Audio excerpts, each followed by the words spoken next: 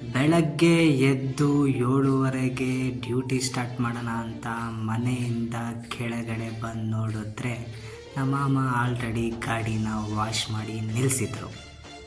ನಾನು ಸರಿ ಅಂತ ಗಾಡಿನ ಸ್ಟಾರ್ಟ್ ಮಾಡಿಕೊಂಡು ಹೊರಟಿದ್ದು ಯಲಹಂಕಗೆ.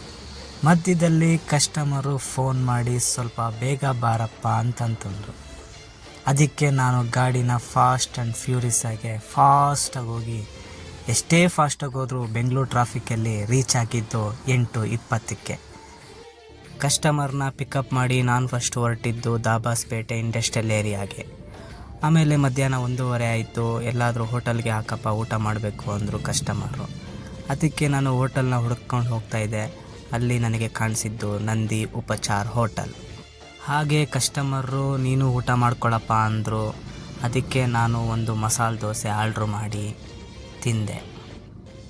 ಹಾಗೆ ಬಾಗೇಪಲ್ಲಿಗೆ ಹೋಗಿ ಅವ್ರ ಆಫೀಸ್ ಕೆಲಸ ಮುಗಿಸ್ಕೊಂಡು ಮತ್ತೆ CNG ಖಾಲಿ ಆಗಿತ್ತು ಅಂತ CNGನ ಫಿಲ್ ಮಾಡಿಸ್ಕೊಂಡು ಅಲ್ಲೇ ನಂತರ ನಾನು ಹೊರಟಿದ್ದು Isha foundation. Kempegowda international terminal 1ಗೆ ಡ್ರಾಪ್ ಮಾಡಬೇಕಾಗಿತ್ತು.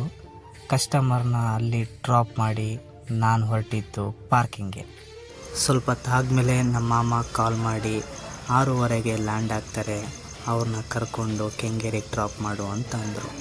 ಅದಕ್ಕೆ ನಾನು ಅವ್ರನ್ನ ಪಿಕಪ್ ಮಾಡೋಕ್ಕೆ ಅಂದ್ಬಿಟ್ಟು ಟರ್ಮಿನಲ್ 1ಗೆ ಹೋದೆ. ಅಲ್ಲಿಂದ ಅವ್ರನ್ನ ಪಿಕಪ್ ಮಾಡಿಕೊಂಡು ನಾನು ಹೊರಟಿದ್ದು ಕೆಂಗೇರಿಗೆ.